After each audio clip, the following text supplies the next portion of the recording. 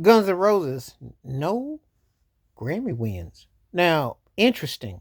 One of the most important, considered dangerous bands, rock band, etc., etc., didn't win.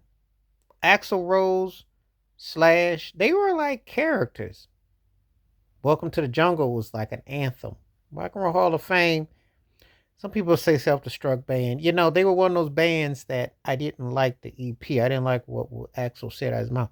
And I said this before. Axel was like a precursor to Eminem in some form of capacity. But he's even more rural. But anyway, Slash, half black guitar player, and did a lot of things with a lot of artists, especially working with Michael Jackson and working with a lot of other people. So, you know, it's interesting. The sound, the rawness of them, you know, Appetite for Destruction 1 and 2 was one of those few acts that the start of the 90s came with two CD set, which was a big deal at the time. When we talk about totality, potential dominance, you know, they had big hits. Arena area rock, they were big.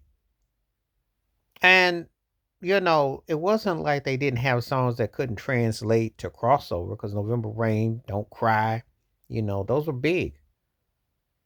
They had big songs that played definitely into certain formats, and they weren't just labeled to just rock. They were pop. They had pop success. They were huge. So, what's your criteria exactly? And if you listen to Axel's musicianship and playing, you could definitely hear a strong Queen influence Freddie Mercury. You can definitely tell with certain intricacies and others.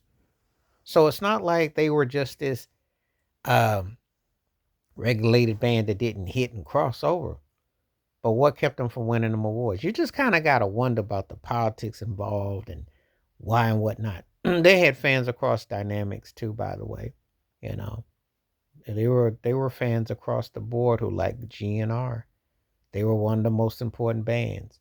You know, and it's not like I want to say that people can use the Seattle sound and the grunge is why it knocked off GNR because it wasn't like I don't think you sit back and you think Nirvana and Pearl Jam and Soundgarden and Alice in Chains was keeping them from winning awards. So what was it?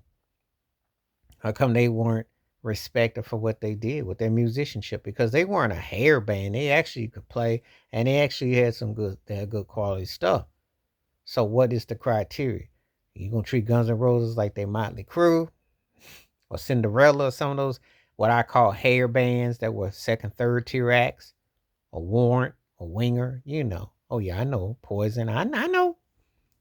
I used to watch Headbangers Ball. I used to watch all that back in the 80s and when it was one sided and all these acts and they didn't get, how they pushed an agenda. And Guns N' Roses was huge. You couldn't avoid GNR from I'll say 87 to about 93. They were that big. And then of course it's kind of self-destruction with Axel and everything kind of fell off.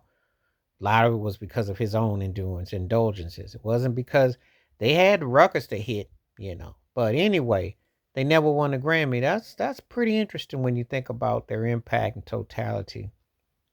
When we talk about Guns N' Roses, you're talking about an act they were pretty big at one time. So it's interesting that they never connected like that.